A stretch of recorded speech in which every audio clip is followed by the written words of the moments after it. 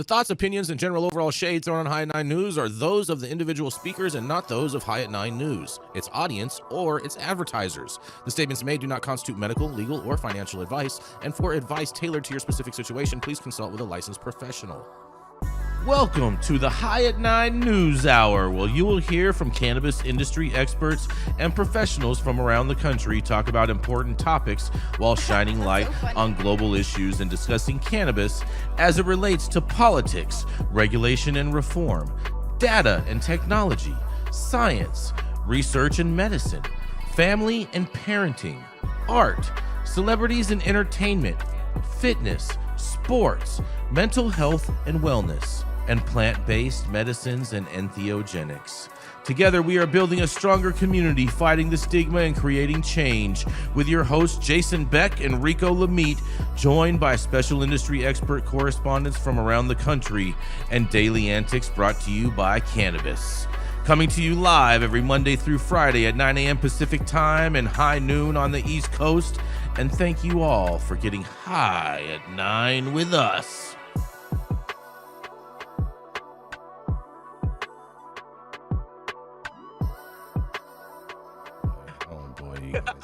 No, I do not want to be starting something, okay? Oh, well, we are starting, and good morning, everybody. It is Tuesday, April 1st, and today is it's National Tomfoolery Day today, you guys, so happy April Fool's Day. Also, the anniversary of my surgery many years ago. Oh, look at that. Look at that. We're glad that you're surgically inclined there, Todd.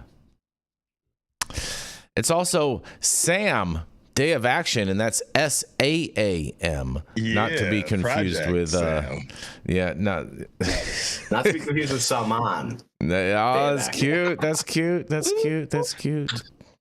It's also National Sourdough Bread Day for all of you that love clam chowder.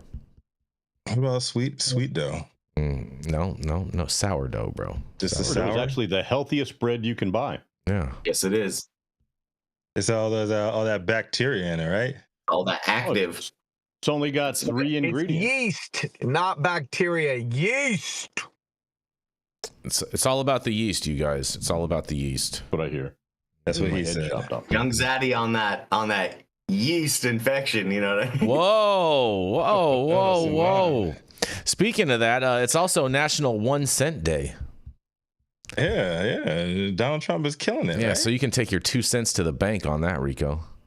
Yeah. I heard he was getting rid of that day due to inflation. Beretta. It's also, I think this is a good one. Take Down Tobacco National Day of Action. How about take down tobacco? You know, tobacco you could take. I'm all about taking down tobacco. I think tobacco is a disgusting thing. I'm all about taking down it. big tobacco. But we all know Todd is going to be taking down a big tobacco cigar later today, and Saman is probably going to take a half an hour to roll a tobacco blunt. It's not all about tobacco. It's big tobacco, man. You know, it's all the same thing, bro. It's all the same thing, bro. Yeah, let's promote little tobacco. How about little tobacco? Just grow it in your front yard. Grow the folks front have been yard. using tobacco for centuries upon centuries before Single big source tobacco blunt came wrap. in and ushered in the modern era of cancer. So it's not just tobacco; it's big tobacco. Fuck big tobacco. Little tobacco. Big tobacco and big weed is also guilty of like Woody from Toy Story. You got a friend in me. You know. Shout out to Spliffs. Cute, and even cuter. Well, of course it is also April Fool's Day today, you guys. So watch out. Watch out for them jokes. And watch out for jokes. Yeah. Watch out for, it's kind of like it's the eve of National Liberation Day, Jason. It is the eve. Yes, thank goodness. Thank goodness it is tomorrow. We start our tariffs. I can't wait. I'm so excited about all of this. So excited to pay more for imported products. I'm not worried about any of that, Todd, because I'm not going to be. There's no income tax. There's not going to be any income tax. The IRS is going on a 45-day hold. It's going to be freaking income. Awesome. Yeah, he doesn't buy anything, so it doesn't affect him. So Yeah, I only buy American, Todd. I only buy domestic. He buys that German American chocolate. Yeah. Not that What kind of phone you using? What kind of phone are you using? You know how often I buy a new phone, Todd? The Freedom phone. He uses the Freedom phone. Yeah. Oh, he's got the Obama phone? Freedom phone. Freedom He's got phone. the Obama phone. Jason got the Obama phone. Come on, man. Anyways, thank you all for joining us. And Jenny Beth, thank you for joining us and getting high at 9 with us. It's also hot noon on the East Coast. And please remember to like, share, and subscribe to us on all social media platforms. You can look up above and down below to see exactly where we live on the internet. And we are live every Monday through Friday on YouTube. Rumble, there was something going on with Rumble, so we're going to have to upload this video on Rumble after the show. Twitch, X, Instagram, Facebook, Kick, as well as on our very own website at www.high9news.com. So welcome to everyone joining us from any one of those platforms. And we are going to kick this off with the dope dad himself, Mr. Rico Lamitte, who's rocking a girl dad hat. Very stylish. Very, very, you know what I'm saying? Very, very, very fresh. And it's not just because he is the DEI daddy. That's right. It is the dope dad himself, Mr. Rico Lamitte.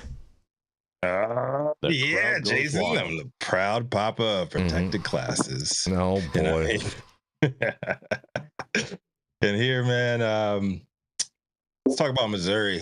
So Missouri voted to legalize adult use cannabis late 2022 and begun state licensed sales the following February.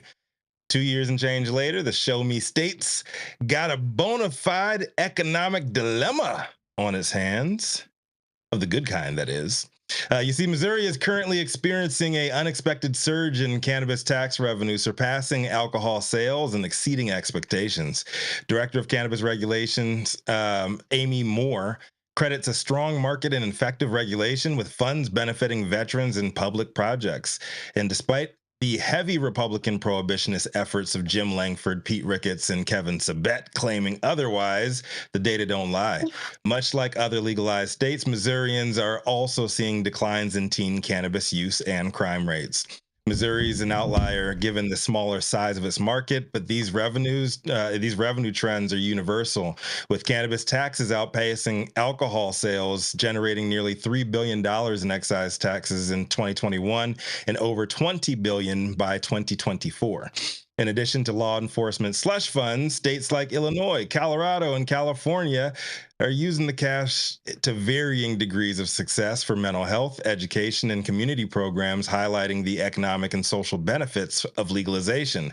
Seeing how everybody else's schemes played out, Missouri lawmakers met last week to debate how they would carefully be allocating last year's $86 million windfall, which is constitutionally divided between veterans, public defenders, and substance use disorder programs.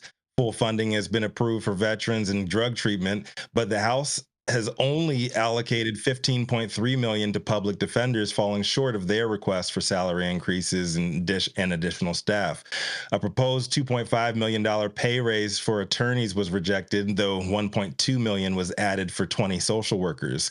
Some funds remain in the state treasury, with the Senate expected to revisit public defender funding before finalizing the budget in May. The states recently transferred over $23.3 million in cannabis tax revenue, with half going to the Missouri Veterans Commission for Veteran Health Care and Services, and the other half to the Department of Health and Human Services for a drug treatment program. The treatment program focuses on overdose prevention, job placement, housing, and counseling for those with substance use disorders. So while there's still plenty left to spread around, the lion's share has gone directly to veteran support and helping those with addiction, which is both a necessity and a positive PR play.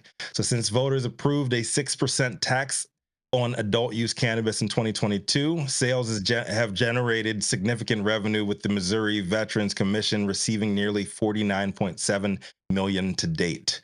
Now, Missouri cannabis still has plenty of issues, just like any other market, but you got to give props where they are due.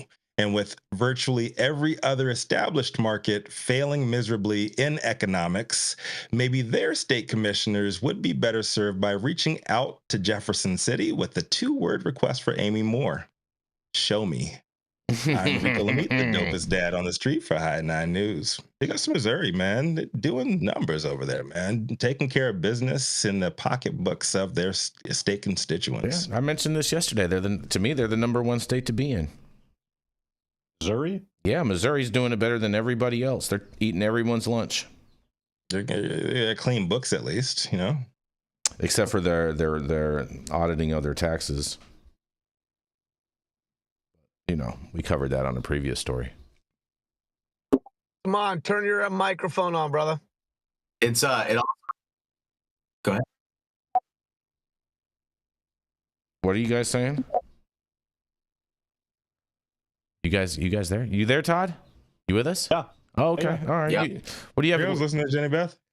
Jenny was talking, so I was being quiet. I could not hear Jenny Beth at all. I didn't hear anything. I hear none but silence. Oh, weird. I do not hear Jenny Beth at all. Okay, Jason, you be quiet. Jenny Beth is talking. We can all hear her though. Okay. All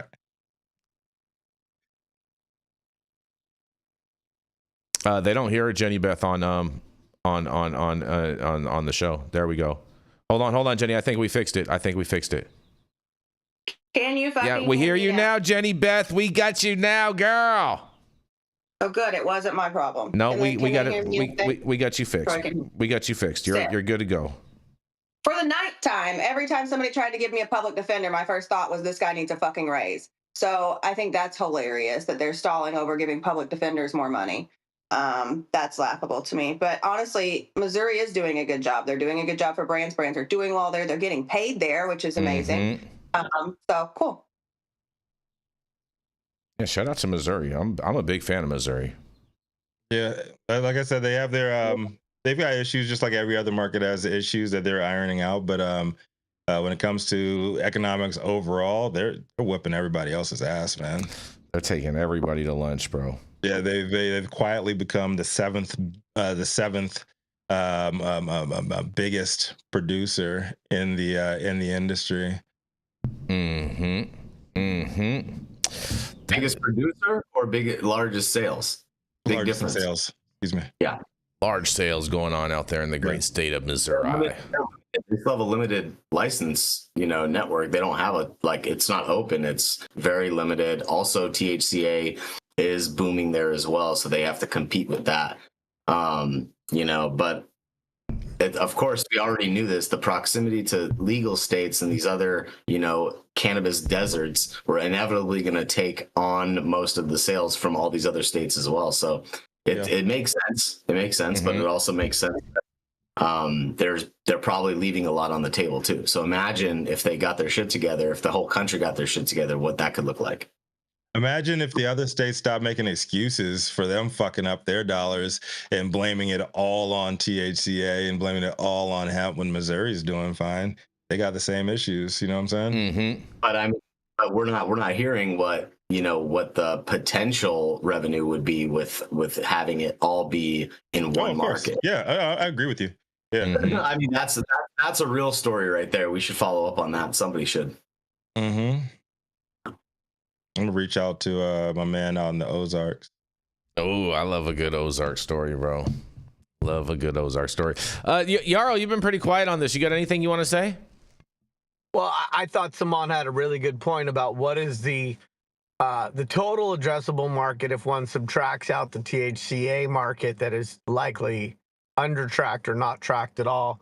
I wouldn't be counting on that self-aggrandizing pseudo-economist from Oregon to give us the real numbers on that.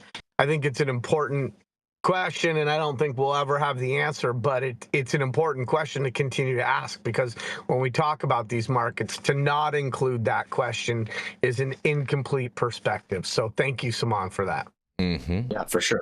That's the real story. I mean, with all this stuff, it's about how much money is being left on the table by us not actively searching for a singular solution and forcing the legislature's hand in that.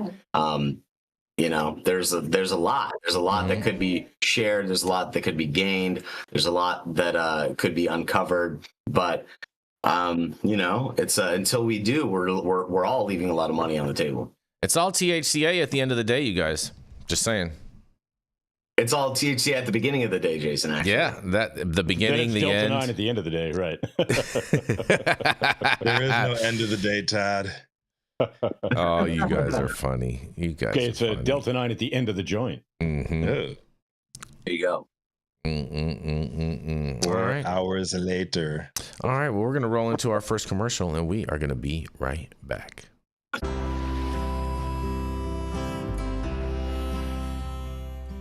Oh man, your knees still bothering you, man?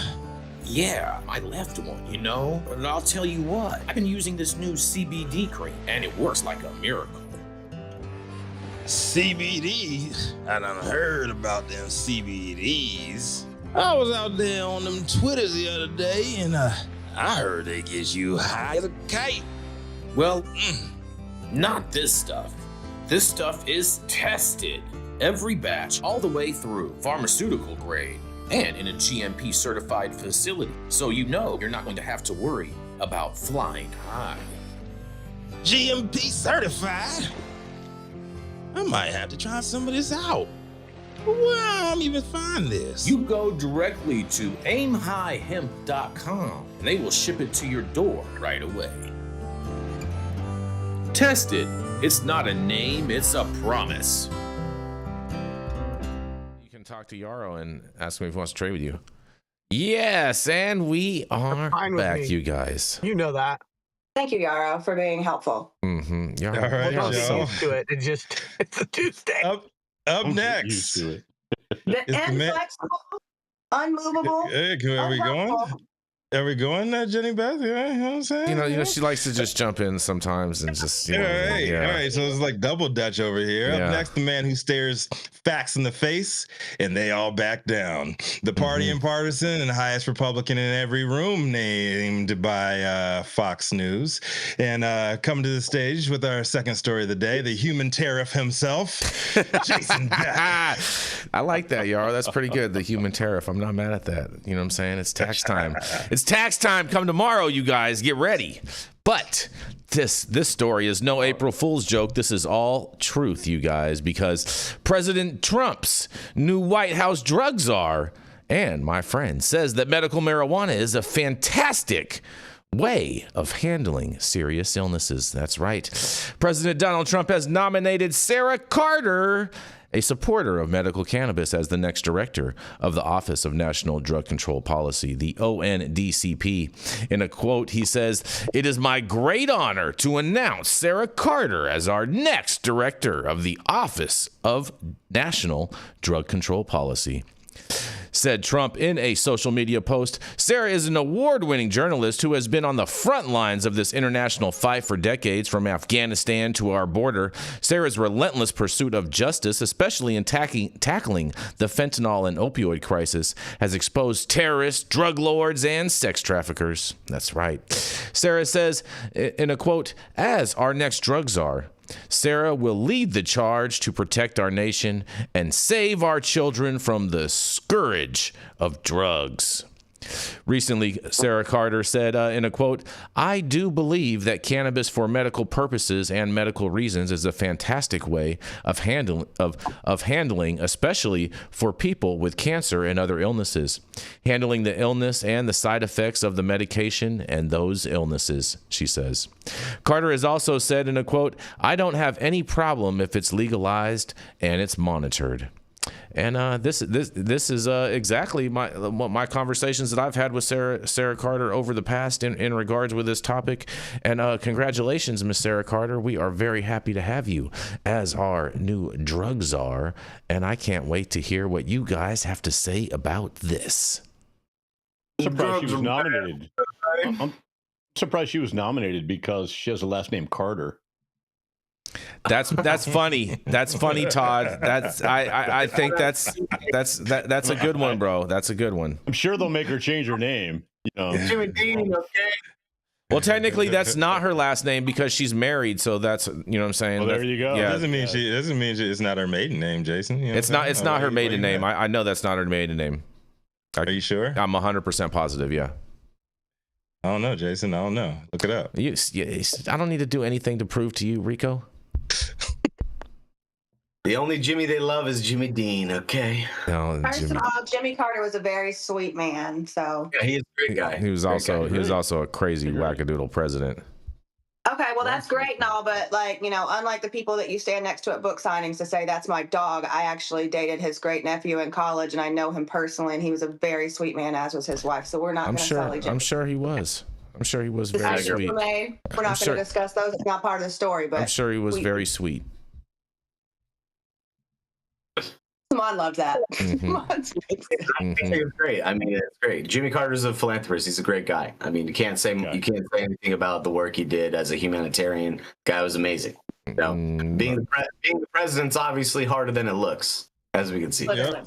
And he was dealt arguably the worst hand of any incoming president. With the Iranian, the American embassy in Iran being taken over. Yeah, definitely. That hits home. That hits really close to home. You know. Yep, and he got screwed on the way out too with the whole hostage situation. Like he got screwed. They held out and didn't release them until after the election.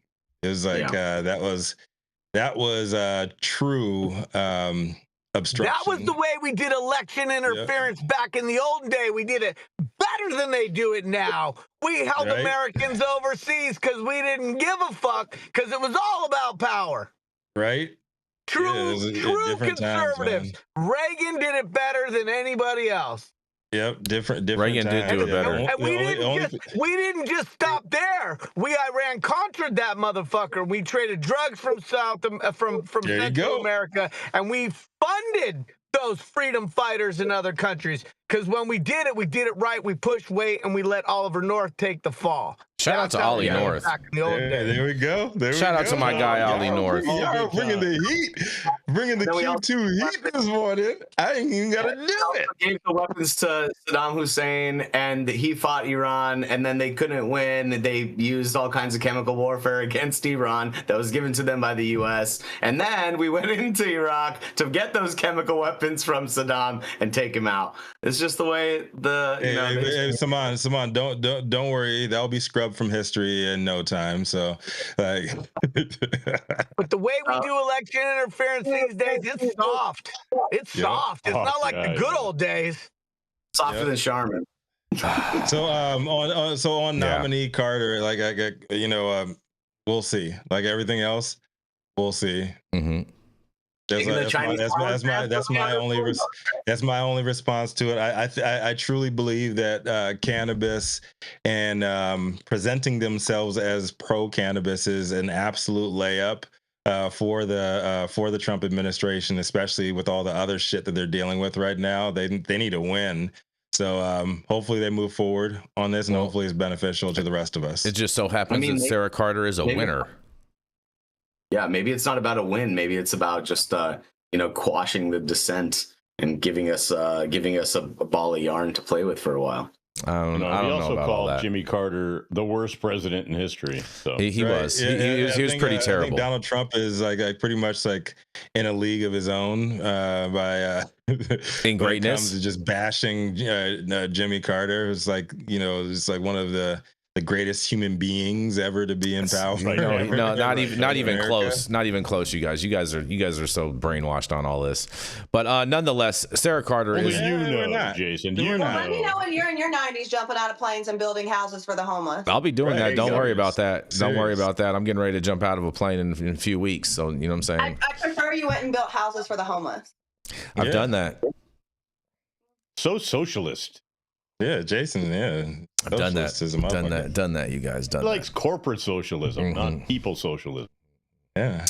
Well, as I was going to say, Sarah is fantastic. I know she's been on the front lines fighting this whole fentanyl crisis and tracking different cartel members down in Mexico and doing a lot of really, really good investigative journalism and whatnot. So I do want to send a big shout out to her and all the work that she's done. And I look forward to following along as what she's going to do in this new office and with this new appointment. And on that, we are going to roll right into the golden voice himself, Mr. Todd Denkin. He's the founder of DigiPath Labs out there in the great silver state of Nevada, as well as not just that, but also the Smuggleverse, where you can purchase all of your digital dank. Where you're going to smoke that dank is probably somewhere in the metaverse as well. That's right, it is none other than Mr. Todd Denkin. Thank you, Jason. Happy Tuesday. Welcome, everybody. Thank you, Yarrow. Appreciate the applause there. My story is out of Michigan, as a Michigan judge finds marijuana testing facilities launched by ex-cops violated testing results. That's right. Viridis Laboratories has long been accused of artificially inflating THC levels and downplaying hazards in cannabis. An administrative law judge has found a cannabis testing company launched by 3 former Michigan State police officers repeatedly violated state rules by using unapproved testing methods and failing to properly document laboratory procedures despite warnings from regulators. The decision marks the latest development in a years-long conflict between the state's cannabis regulatory agency and Viridis Laboratories, which operates facilities in Lansing and Bay City and tests more marijuana than any other lab in Michigan. Labs were founded in 2018 by Greg McHowd, former director of Michigan State Police Forensics Division, Todd Welch, a retired MSP forensic scientist, and Dr. Michelle Glynn, a former MSP toxicologist. Together, the trio said they had more than 85 years of drug testing experience and launched Viridis with the goal of bringing scientific credibility to Michigan's newly regulated marijuana industry. Soon after the labs gained traction, state regulators accused Viridis of inflating THC levels and failing to follow basic scientific protocols. Despite repeated investigations, public criticism, and a historically large cannabis recall in 2021, labs have continued to operate. Viridis says it tests roughly 250,000 pounds of cannabis flower each year. Still, stories of inflated THC levels have become so widespread that some consumers boycott cannabis that is tested by Viridis. Critics say is often reporting suspiciously high potency.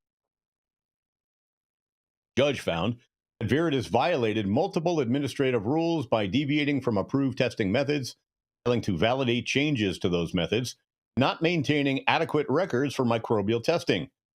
In one case, technicians misidentified visible mold on a sample and passed it, describing it as white poop, according to testimony during the hearing. In another, inspectors discovered that technicians were using lower magnification levels required to screen flower for foreign matter. Petitioners failed to comply with the approved standard operating procedure, foreign matter analysis, and failed to employ a laboratory manager to ensure that all testing is conducted in accordance with Michigan Administration Code, according to the administrative law judge Stephen Goldstein. Decision also undercut Viridis' central argument that the state's investigations and inspections are unnecessarily disruptive and driven by a vendetta to damage the lab's market share. The judge dismissed that claim, concluding that the CRA's oversight was appropriate and did not shock the conscience or meet the legal threshold for arbitrary or retaliatory government conduct.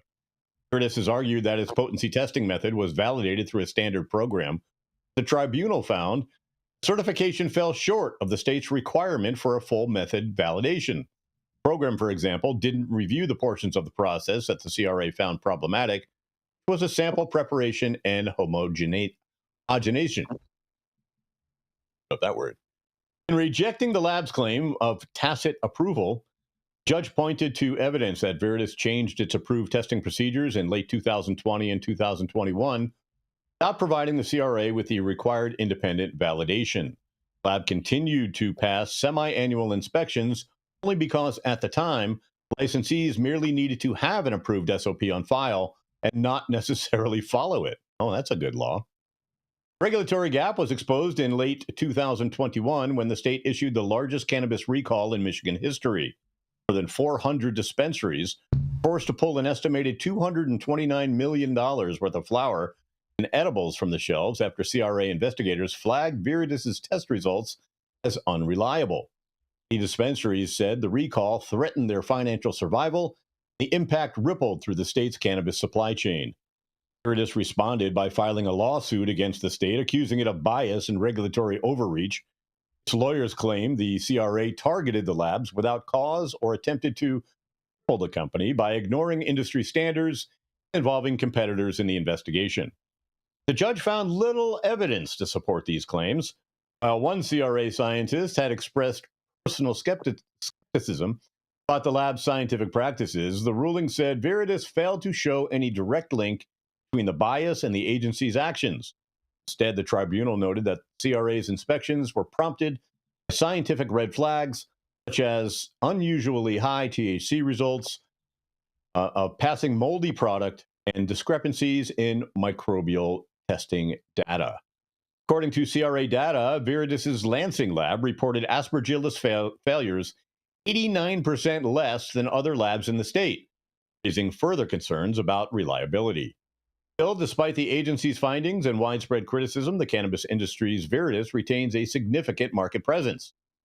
CRA will now decide whether to adopt the tribunal's findings, what sanctions, if any, to impose. The agency is authorized to issue fines, ban licenses, or take other disciplinary action. I'm Todd Denkin with High at 9 News and, of course, Digipath Labs here in Las Vegas, Nevada. And this just shows that where you test is just as important as what you test. What do you guys think about these cops? I'm gonna hop on this one. Oh boy, here we go. Yeah, because Jason, you remember I was covering this one back at State of the Cannabis News Hour, and I actually interviewed these guys and did an in-depth, a little bit of investigative reporting on this one for both sides. There's a crazy story behind the scenes with them, and tell. Yeah, so all of the regulators ended up quietly being fired.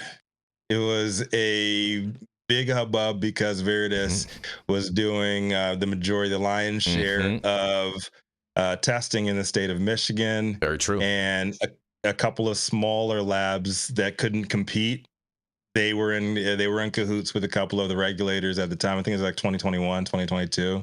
And they ended up suing, and then they had that big recall, and the recall was a farce. The products never should have been recalled, and it was a huge issue that was swept under the rug, and technically went all the way up to Big Gretsch out there, but it was quietly deaded. So like a lot of the stuff that they're putting, I'm using as fact in this article, they've been let off the hook because of that. I'm not talking about like the new claims about the whole might poop argument or anything like that.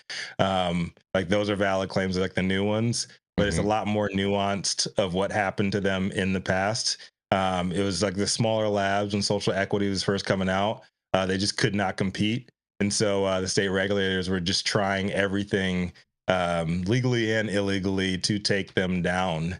That being said, what they're doing now, like I got no defense for that shit. Literally, the shit that's in the weed now. But they did have, I think they were like the only ISO approved lab, and they had like international standards, like all this other stuff that was backing the results. And the weed was as potent. And they couldn't prove that it was not. There was no lab standards at the time, and the new standards that they put forward was a whole different process than the one that they had patented, that had been approved by international lab testing standards. You would know more about that than me, Todd. But they had. I have no idea what this case that they're arguing now, why it was so weak, and they're getting their asses kicked. Yeah, back then, like everything was quietly dropped because the state was at fault, and the state was like they're trying to do doing the good thing for the little guys, and then they were just too big and doing too much business. So good story for today. I'll be digging into that one. Also, is very, very interesting. Yeah, because I've been following them for years. And all of the evidence that was stacked up against them in this article from the past, like a lot of that shit is just irrelevant. So, and honestly, I mean, one of the easiest things that you could do in a lab is a visual inspection, and for them to be fined for or accused of bad visual inspecting, I mean, it's something you have to do, but we simply put it under a microscope and take a look, and really we're looking for any kind of foreign objects, any kind of powdery mildew, any kind of weirdest thing we've ever found under the microscope is microscopic scorpions. Really? These little itty bitty, tiny itty bitty bugs. Obviously, they're microscopic. That's some Nevada shit right there. Bad visual Yeah. inspections. Bad Scorpio visual season. inspections is bad optics. Yeah, he found some. I see what you did there, but microscopic scorpions, they look just like scorpions, and they are rampant in Nevada, in New Mexico, and in Arizona. And I mean, I like a petite woman born in November. So you microscopic scorpions, give me a call. Oh boy. Scorpio season. Yeah. I got a question. But I had a similar situation, Rico, when we first started. We were the only lab in town that was using PCR. And the other labs got together and started petitioning against us. And the state hired some dairy farmer who was against PCR. So I literally had to go in front of the state board with all the other labs and all the other people and present our case. And it's funny because nobody was using it back then, and now it's mandatory that everybody uses it now for. Got out Bio-Rad. But the problem was that we had 70% of the market share, the first 2 years of operation, and all of the other labs didn't like that. And they did. They complained to the state. They caused us way big hassles, and we had to go defend ourselves when we were actually doing everything right, everything by the book. And to use AOAC used AOC regulations. No, AOAC. I know you don't like that because you don't like those letters, but it's an international nonprofit science association that approves all of these methods for testing cannabis and testing other things. ISO certification is also necessary for labs these days, but what ISO certification really is you have to present your SOPs, right? And then have to show them that you're doing everything that's on your SOP, whether it's right or wrong, but that you are doing what's on your SOP. So those two organizations really run the testing facilities. And if you really want to pay for it, you could use A2LA, right?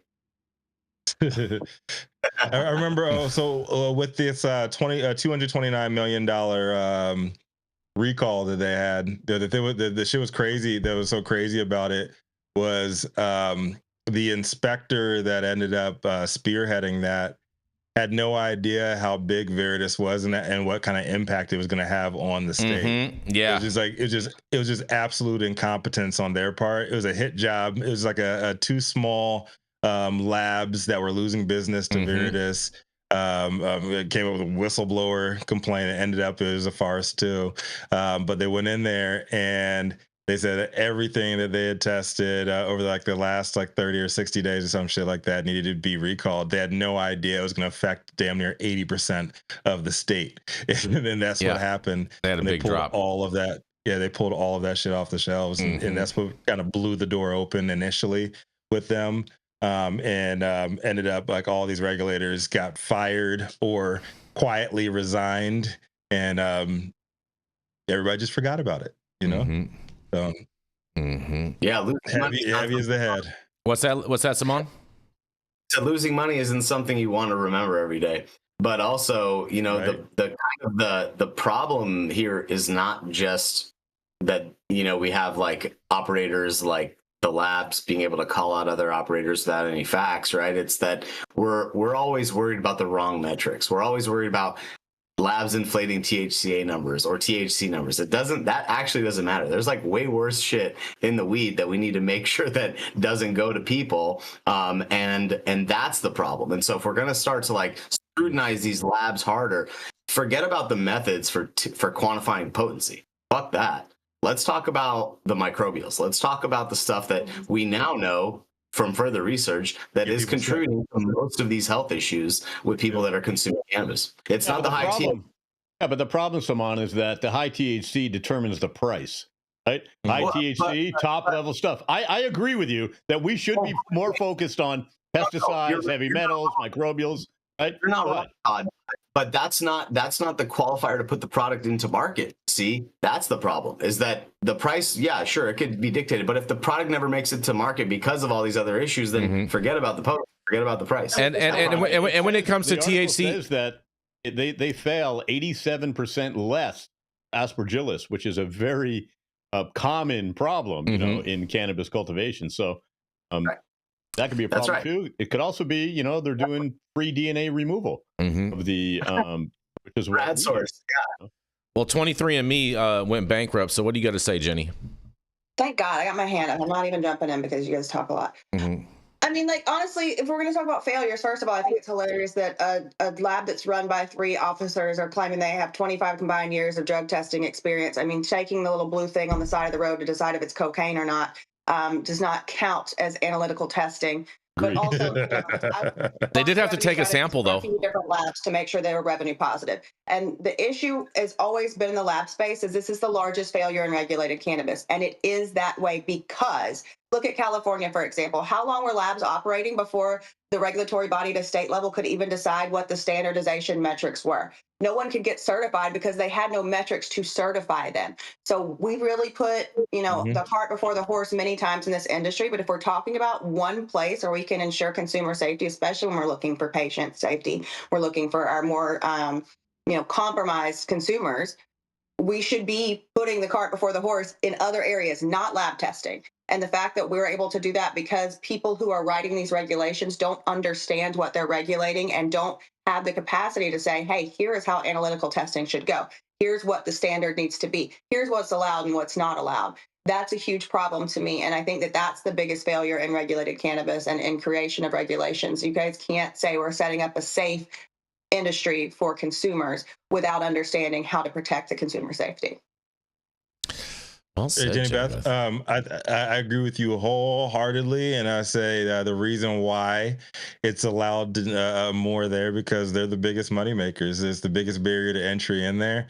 As far as starting up a lab, when it comes to the money there, and guarantee that the powers that be behind the scenes, they're going to be last to be scrutinized super heavily and put out of business because money.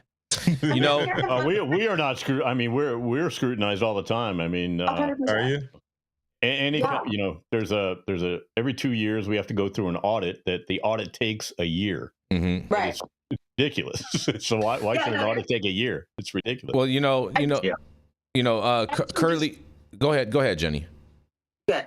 I actually disagree about the financial piece. I don't think that it's the financial piece. Yes, it is the highest barrier to entry, and that's why when we're talking about small guys, like honestly, small guys, if you don't have millions of dollars in the bank, I would not suggest you set up an analytical testing lab. I'm sorry. If you get into the deep into the pool and you can't swim and your floaty has a hole in it, you're going to sink. I'm sorry. I can't help you with that. But I think that it's because they truly don't understand how to regulate it. They couldn't agree on a metric. Like if we look at the California history, which is the easiest to look at because we had, 4 or 5 years of lab testing in California in the licensed market without them actually setting up a metric for the lab so nobody could get properly certified. Like they were certified by basic lab standards, but as far as what the state was setting down as metrics, they weren't established. So I truly think that, they were getting the money anyway, and they're going to have some kind of safety testing, some kind of regulatory testing in a licensed market. But I believe that the regulators didn't understand, once again, the subject matter they're regulating. Well, the head of the cannabis division in California was in my lab last year, and also with the head of the Maine, Michigan, and Maryland, all the M states. And came in with our CCB. They got a tour of my lab, and we hung around. They hung out for a while, and we talked about regulations. And the head of the California division, she asked me directly. She goes, "How should we regulate this?" Right? She's asking me personally, right? And I said, "You have to enforce the laws."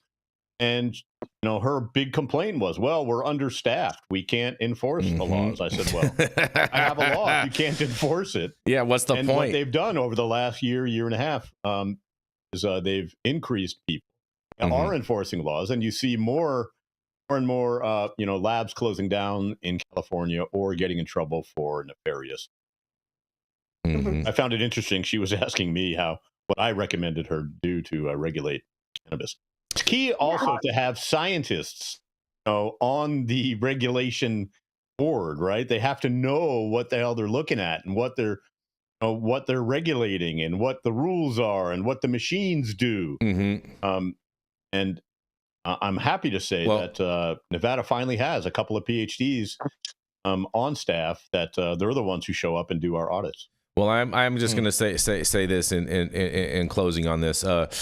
Curly Greenleaf says some foods, particularly baby foods, rice, and certain fish can contain concerning levels of heavy metals like arsenic, lead, mercury, and cadmium.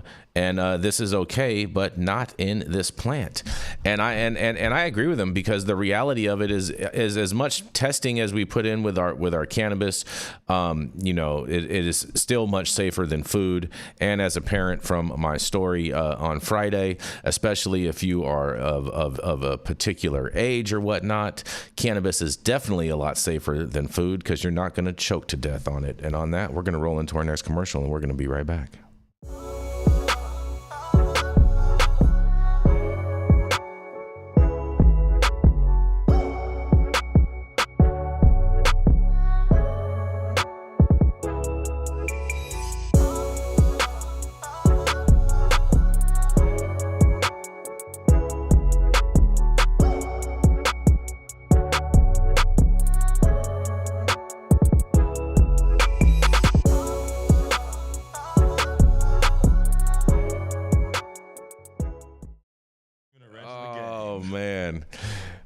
Stop whatever you're doing. Make sure you smash that like button. I know you'll appreciate it. We'll appreciate it. And YouTube will appreciate it. Also, make sure you subscribe to the channel if you're not subscribed already. And all of the articles that we cover on today's show, you can read directly on our website at www.highat9news.com.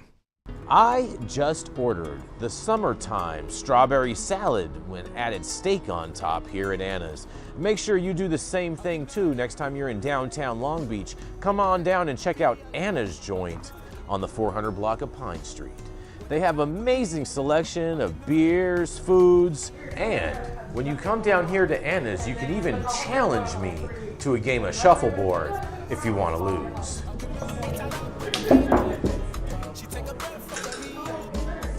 Did you get that? So, next time you're in downtown Long Beach on Pine Avenue, make sure you stop by Anna's Joint on the 400 block. Not only do they have Anna's Joint, this restaurant and bar, but they also have the amazing deli next door. And then next door to that, they have a very exotic flower shop. You may want to stop by and say hi.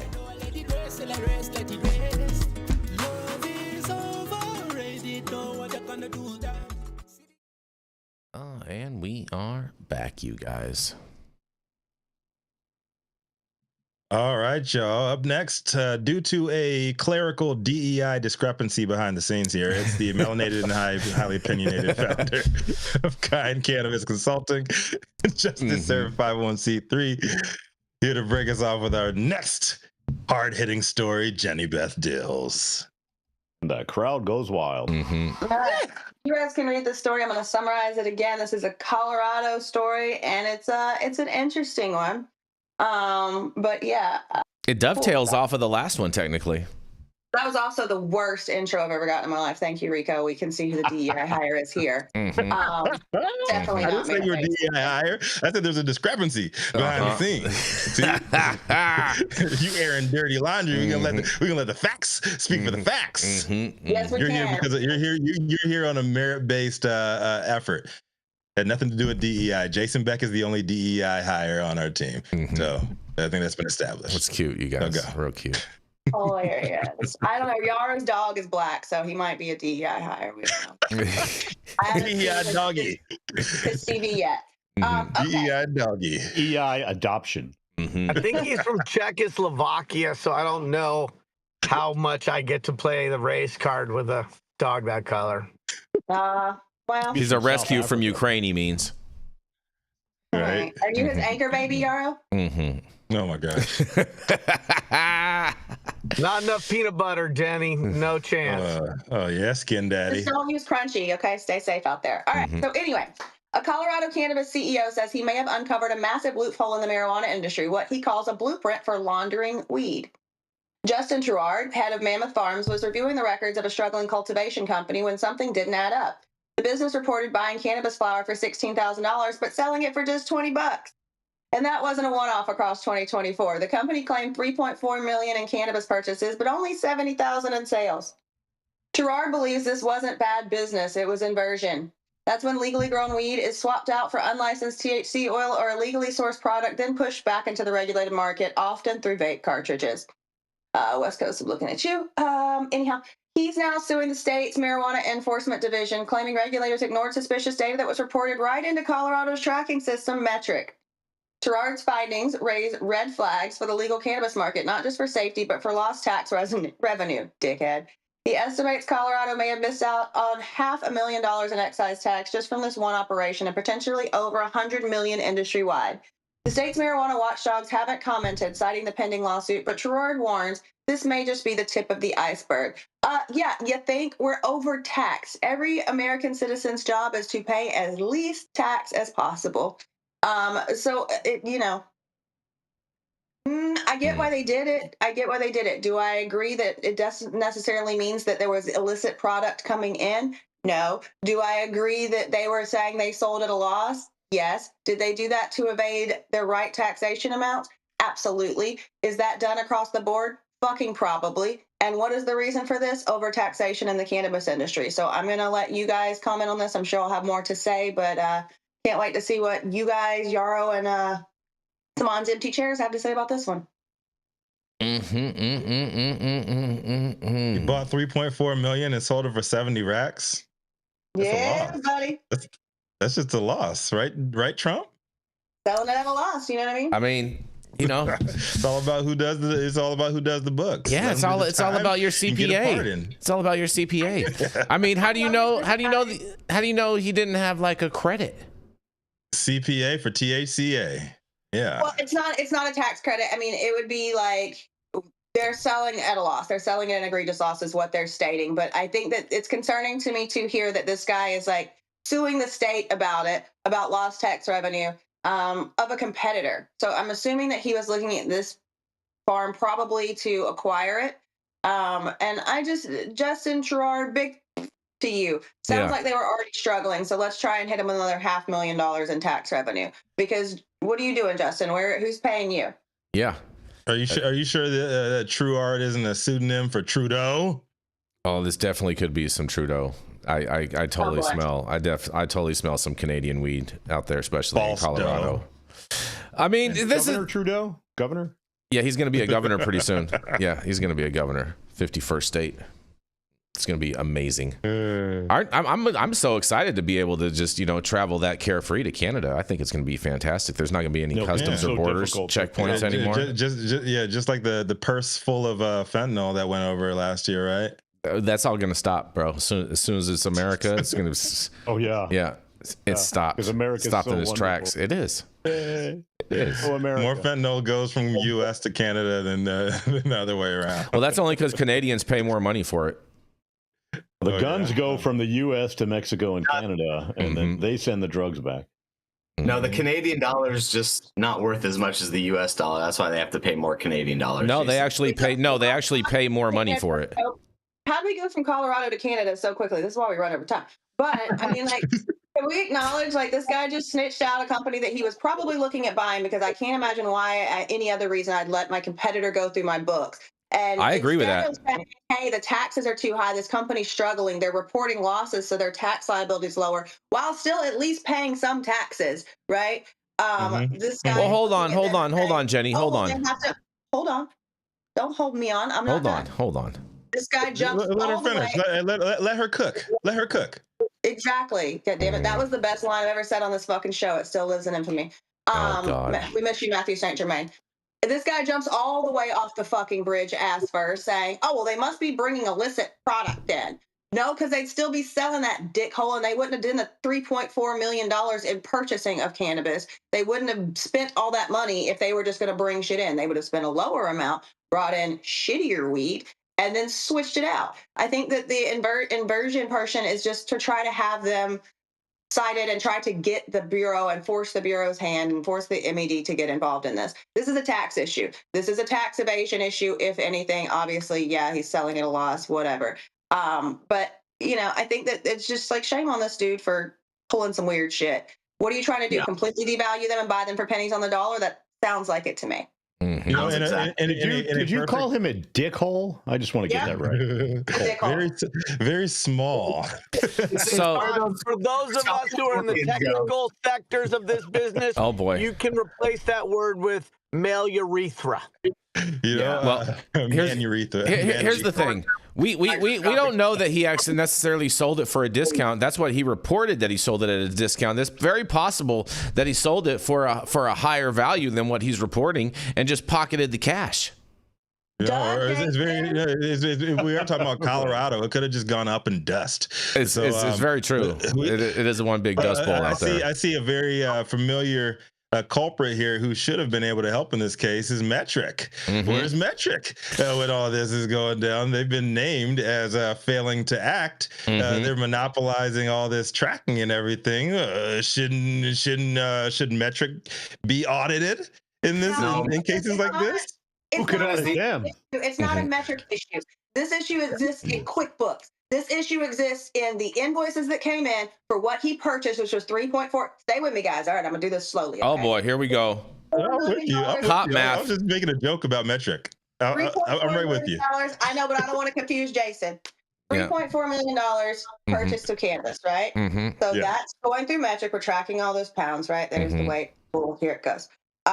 Then QuickBooks, outbound invoices, $70,000. I do running my whatever quarterly taxes, whatever they are, calculate on my losses that I've taken. I'm reporting on the $70,000 that I have transacted. Okay. This is a taxation issue. This issue lies within QuickBooks. This guy trying to pull in Metric, Jesus Christ, the MED, his mama, his granny, everybody else is literally ridiculous. This has nothing to do with inversion. Inversion is scary, but this is not what inversion looks like. Maybe he just needs to update his QuickBooks, Jenny. Maybe he just needs to sack up and either pay what they're asking for this license, fix the books, and run it clean, or stop crying to these people and trying to force their hand into $500,000 more tax liability to screw them while he's clearly trying to acquire. Oh, these genius MBAs and their arbitrage plays. This is how it goes. Right. I was born in the morning, but it wasn't this morning, and the shit this guy's pulling is douchey. Maybe Pulling he just forgot douchey. his zero. Yeah, man. He just needs to hit the bathroom and pick up another man pond, you know? What's that, Saman? Torturing with microscopic scorpions in the dick hole. Oh, whoa. They're there. Bro. Yeah, you know what? On that, we're rolling into our final commercial, and we're going to be right back.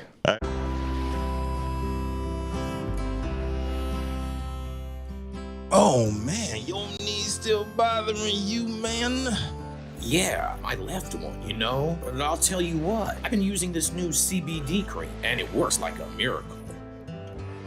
CBDs? I done heard about them CBDs. I was out there on them Twitters the other day, and I heard they get you high as a kite. Well, not this stuff. This stuff is tested. Every batch, all the way through, pharmaceutical grade.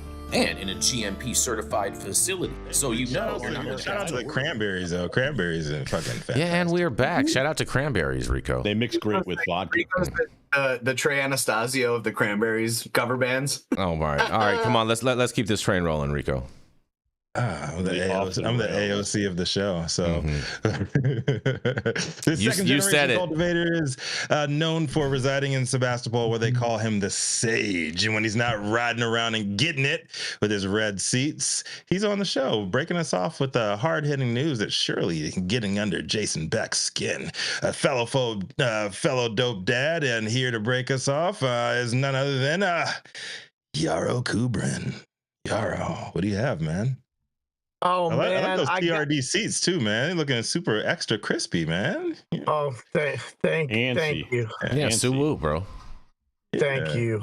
So I got the DEI fire. Yeah. With Dashid Dawson in New York, the head of their cannabis program out there, hitting on chicks. So, it hits all the diversity metrics.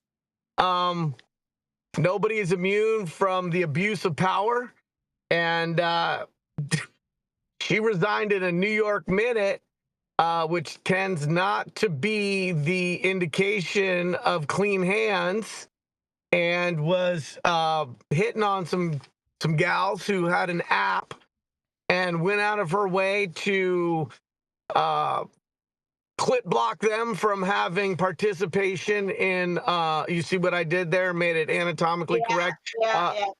Did see what you did there. To stop them from participating in conferences, and basically told them, no money, no honey. You sleep with me or you don't get to participate. And so she is here, and pretty darn scandalous. Pretty darn scandalous. And so, as you guys can see from the link I put in Discord, like this is I mean, I guess she's trying to be the next Anthony Weiner of New York and just let it all hang out. Pretty disappointing. Pretty disappointing to not be able to separate work and life and know where the line is. And again, you know, I'd love to say everybody is innocent until proven guilty, but the abrupt resigning, it doesn't pass the sniff test to me, all pun intended. Is that because you have a K9 unit next to you?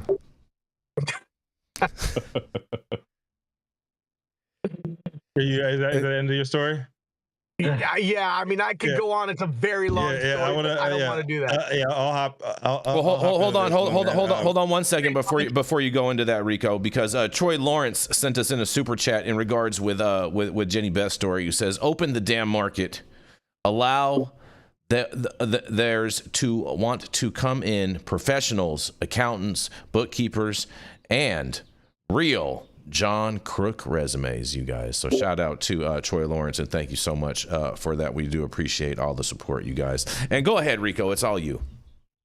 Yeah, so I want to start off with a disclaimer. I know Dashita very well. I have for a number of years, sat on a couple of boards with her too. A couple of things I wanted to note about it. Yeah, it does not look good. No. At all. Yeah, a couple of things I did want to note, though, is this investigation and the accusations came out over a year ago. Yeah, they did come out over a year ago, so it was not an abrupt departure by her. She announced that she was going to be leaving, and then the story popped out. So that's a little fishy to me. But the claims in it, they're just like nothing to scoff at all. So we'll see what other facts come out from this. But it was not an abrupt departure by her. This whole thing started brewing, I guess, like over a year ago, and there were rumors floating around. Like, I don't know, unsubstantiated. I don't know. I can ask people on the ground level when I'm back out in New York in a couple of weeks. But you know what this is all from. It's weird that the story comes out like the Times releases this story like a day after she announces her departure. But the story like really came into fruition like over a year ago. You know, I feel like are you just a little jealous that she didn't ask you to be her boyfriend? We don't know that she didn't. We just know that Rico's happily married and honoring his vows. But when we talk about the Big Apple, we don't know if Rico didn't try to take a bite. I don't know. I'm a pear-shaped man. Go ahead. Hold on. Jenny Beth, hurry up and go. Hurry up. Thank you. Yeah, you're saying you're in a rush. I did say a couple minutes longer so that I could comment on the story. Okay. Yarrow started, and I was like, let me just sit here. As the resident woman who has dealt with, sexual harassment in this industry and often in the show. Stop it. I think that I didn't say it was by you guys. I think that this is shameful. And Rico, you brought up a very good point. If she's had a year to diffuse this situation and still resigns, and then it comes out, I think that actually makes it more substantiated to me. You had a year to make this shit go away and to prove that this was bullshit. And yet it comes out anyway. I don't know. If she did, shame on her. This is absolutely gross. This is ridiculous. I think that we need to be careful and be respectful of anybody who is working anywhere. Like, nobody goes to work to find a boyfriend or find a girlfriend. And if they do, they should probably go work somewhere else, like a Hooters or a strip club or somewhere where those things are welcome. But this ain't it. So I just would like to see people in general behave better. I'm looking at you, everybody attending MJ BizCon. I'm looking at you, every freaking guy who's talking about grab ass in a board meeting. I'm looking at you. Like, come on, do we need to do sexual harassment training? Because it sounds like we do. It's there's a 2-hour approved course for every hire, and then there's a 1 hour for every approved hire and a 2 hour for every member of management. If we need to go back and do those because you don't know what appropriate workplace behavior is, then fuck you. And if you're in a position of power and you feel like you can skirt those rules and nobody's going to say anything because they need that paycheck or they need that speaker spot or they need whatever fucking referral you're going to give them, then big two middle fingers up to you. Jenny, I don't voted for a rapist. Jenny, that's 100% fake news, Todd.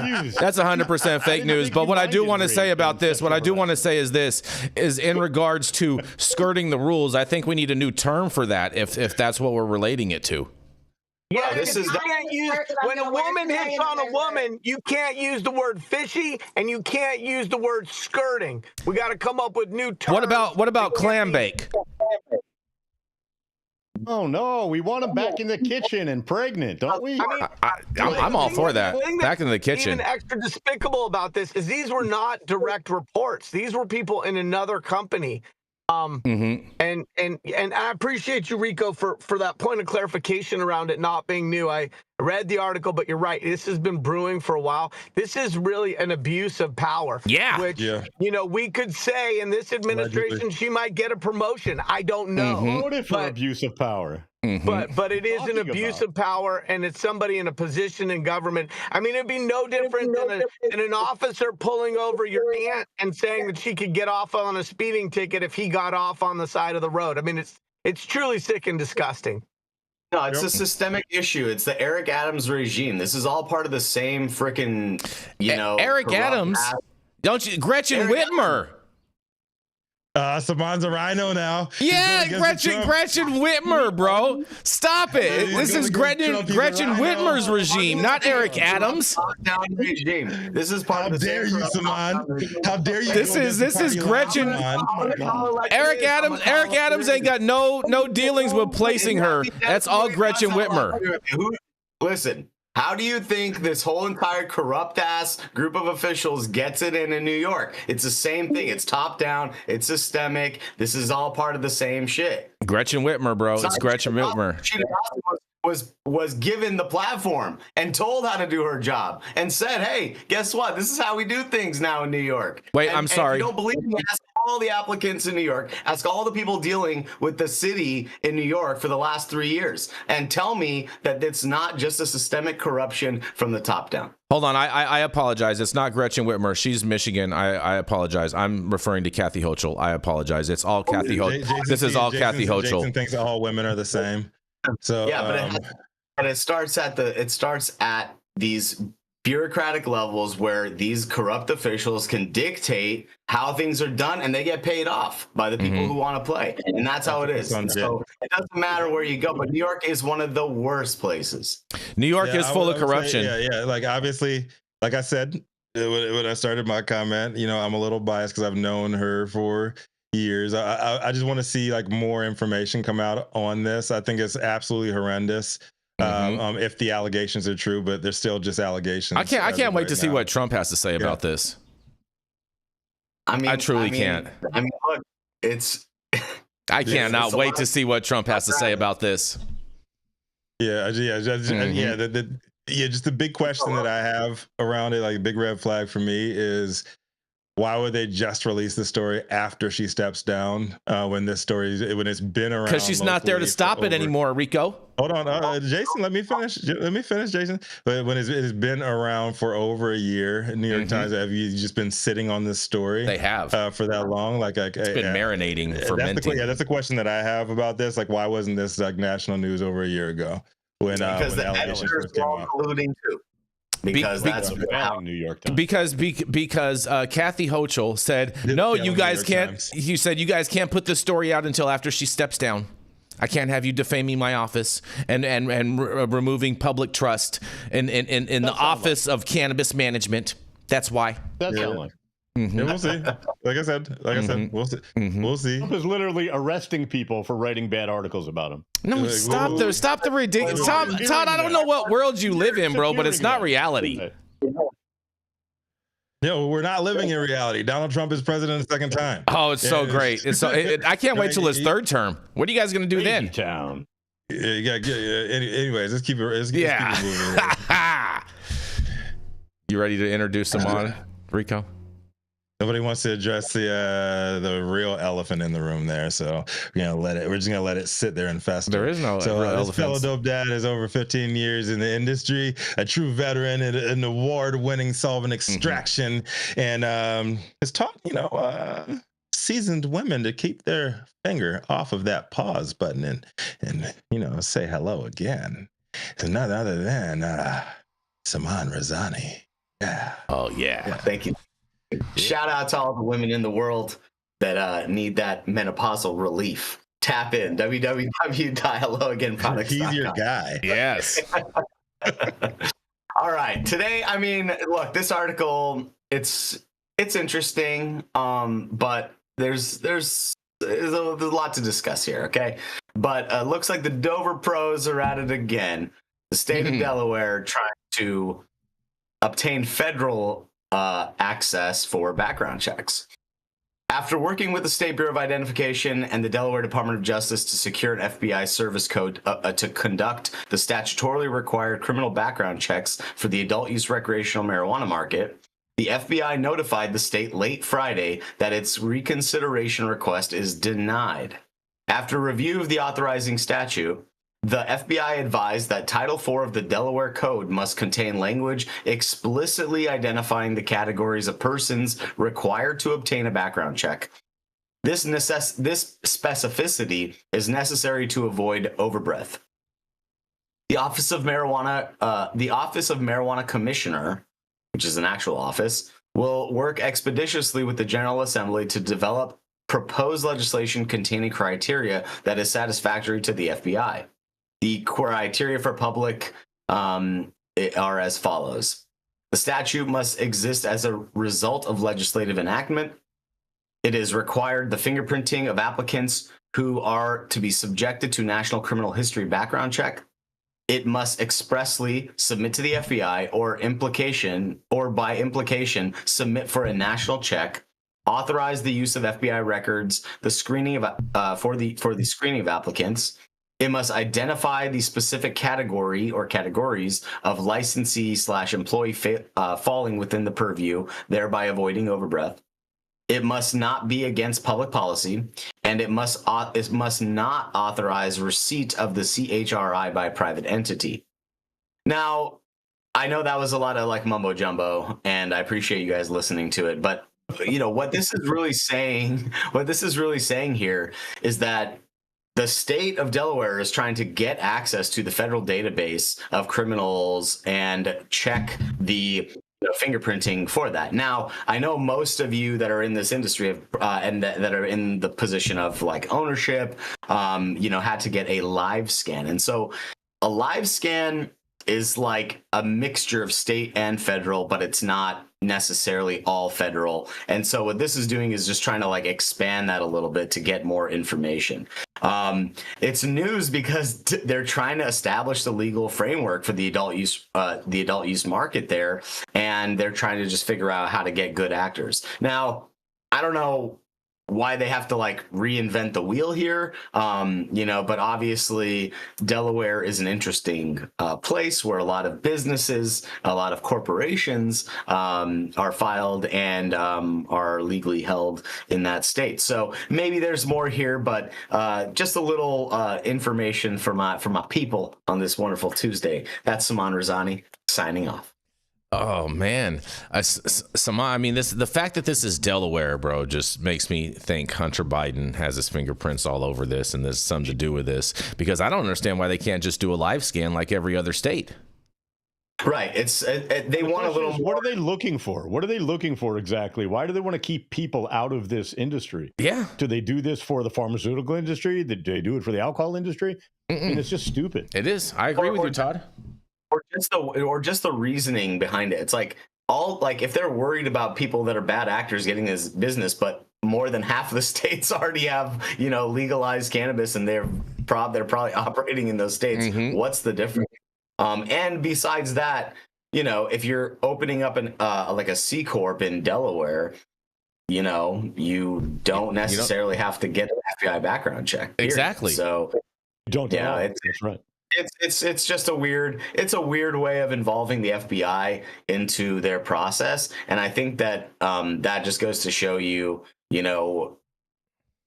future cannabis businesses and entity, creation is going to be it might be a little more complicated than it has been, especially at that level, or especially in places like Delaware. So we'll see, but there's a reason why most of these corporations, are created in Delaware. There's a lot of protections that Delaware offers to those corporations, and maybe it's the anonymity that they're working, to Privacy, counter. that's right. Privacy and taxes. And don't forget, corporations are people too. Unfortunately, that's how it goes. I don't necessarily agree with that, but you're on mute, Rico. You're on mute, buddy. You're on mute. I said, you believe that, Jason? A rhino made that term popular. He did. That part is true too. I just, I happen to agree with that part. Yeah. Okay. All right. Man, I do think I wonder, like, what I mean, in all fairness, if I'm the FBI, I don't want anyone from the state of Delaware all up in the system having access to whatever. If these people want that, they can send in a request to request information, and then the FBI can then provide that. But I don't see any reason to have the state of Delaware in all these FBI files or whatnot, because we already know the people that come from Delaware and what their ilk is. We already know what the FBI's main mission is these days, is covering up Trump's involvement. No, it's not. It's the main objective. Hold on. The main objective of the FBI now, Rico, is cash me outside. How about that? Cash me outside. How about that? That is the main objective of the FBI. Oh yeah. Okay. Yeah. Sure thing. Sure thing there, Jason. That's right. Wink, wink. That's what we do, baby. We don't even have an FBI anymore. Yeah, we should. It's a necessary thing. Branch of government. Yeah. Department. Okay. Is it a branch of government? No, it's a department. It's a department. Yeah. Talk about, it's just all projection, Todd. You know this lawfare that they speak of. It is what it is, Now that Signal is the governmental way to right messages, right? Hey, I support Signal. All my governmental information right off of Signal. We went from the deep state to the creep state. Oh, and, God. America seems to be loving it. Yeah. I guess. That's almost like criminals funny. And rapists for some reason. They are. Stop it. Stop the ridiculousness, bro. There's no proof of any of that ridiculousness. It's all allegations. There's plenty of proof. No, there's not. 34 convictions. No, those are not real convictions, bro. Those are not real. $40 million he had to pay E. Jean Carroll. Those are not real convisions, bro. Stop it. Not his type. No. I mean, in all honesty, bro, have you looked at E. Jean Carroll? Dude, he was literally shown. Stop the ridiculousness. Picture of E. Jean Carroll back in the day when she was hot. She was never hot. He was showed a picture in his deposition, and the lawyer says, "Who is this woman?" Is that my wife in the picture? And he goes, "Oh, that's got to be Ivanka." No, his wife. He was trolling, bro. Stop it. Stop. This is total bullshit right here. I don't buy any of this. This is total ridiculousness. By the way you judge tariffs, Jason, you don't buy anything, so it's okay. So shout out to tariffs. They come in tomorrow, you guys. I'm having a tariff party. Exactly. So anything else on this? Last time we did this, by the way, it made the depression worse and last longer.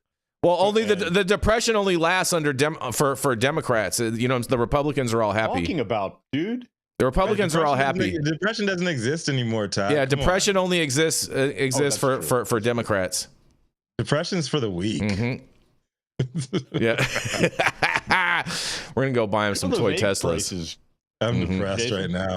For the eggs. Why we wanted Trump in there? Cheaper eggs. Oh, we got cheaper eggs already. You do? Yeah, eggs. Grabbing an egg existential crisis, guys. Oh, I see what mouth you in did your there, pocket. Simone. That was cute. I thought Trump was pro IVF. You ready to He's roll, the Rico? fertilization president. You ready to roll, Rico? I kind of like that. It's almost time to get out of here, bro. I kind of like that. Yeah. All right, y'all. Jenny Beth is gone, and the testosterone is running strong. Yeah.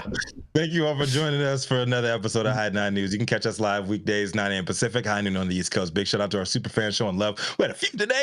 Yes, Troy Lawrence, man. Shout out to Troy, man. Much love for that. Thank you, bro.